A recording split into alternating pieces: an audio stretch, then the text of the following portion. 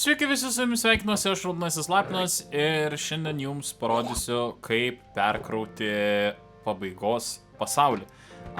Kam tai gali būti reikalinga? Na, nežinau, galbūt, sakykime, jūs išnaršėte labai daug pabaigos pasaulio ir ten ką nors labai stipriai pridirbote ir norite, kad viskas grįžtų atgal, arba, nežinau, niekaip nesukaip atrasti litros ir nesusigeneravo kas nors tenais visiškai, bet...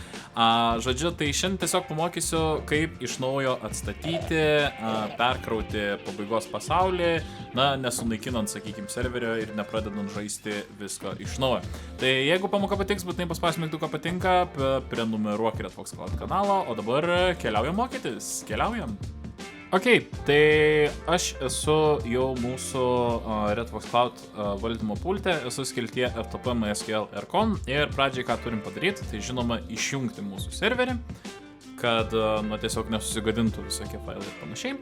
Ir kai serveris yra išjungtas, tada galim keliauti į web FTP arba tiesiog prisijungti prie serverio failų su FTP programa. Nežinau, čia darykit jau kaip jums patogiau. Ir kai esame štai serverio failuose per web FTP arba per FTP programą, čia keliaujam į aplankalą pasaulį.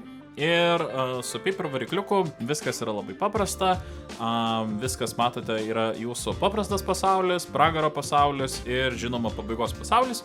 Tai keliaujam būtent čia ir, kitu atveju, jeigu, sakykime, naudojat kažkokį, kitą varikliuką, o ne paper, galbūt, nežinau, tą darote tiesiog savo kompiuteryje, ar, sakykime, turit kažkokį tai smartpacką ar panašiai, didelis šansas, kad pas jūs nebus taip kaip čia, kad world nether, world end, o bus dim.1 arba bus tiesiog dim. Tai jūsų pabaigos pasaulis yra būtent va šitas dim1. Tai paprastu atveju, jeigu naudojat kažkokią kitą varikliuką, užtektų tiesiog susirasti va šitą dim ir ištrinti. Mūsų atveju mes turim pašalinti būtent visą šitą aplankalą, arba galite tiesiog pervadinti kaip nors ten, pavyzdžiui, skliausteliai, senas ir viskas. Jeigu... nežinau, kodėl čia nepervadinu.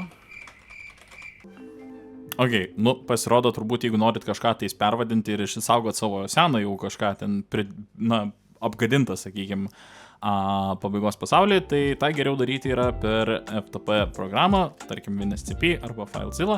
Mano atveju, kadangi man čia nieko labai išsisaugot nereikia, aš galiu tiesiog paimti ir ištrinti visą aplankalą. Ir dabar tiesiog reikia iš naujo pasileisti serverį, susikurs naujas toks pats aplankalas ir jūsų pragaras bus visiškai, taip pavadinkim, nuresetintas, atstatytas.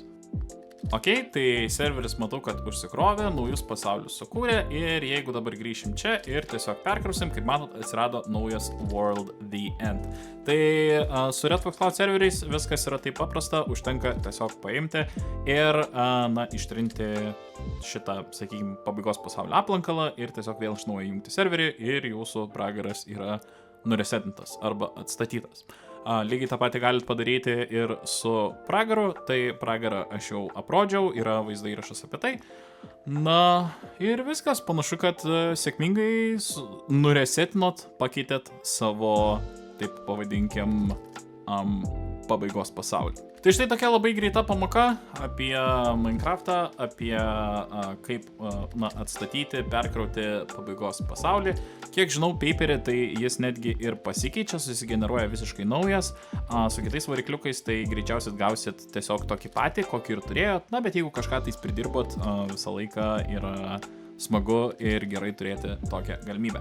Tai jeigu patiko ši pamoka, būtinai paspauskite mygtuką patinka, būtent prenumeruokite Redfox Cloud kanalą, jeigu mane žiūrite kur nors kitur, būtinai paspauskite širdelę ir pasiekite Redfox Cloud.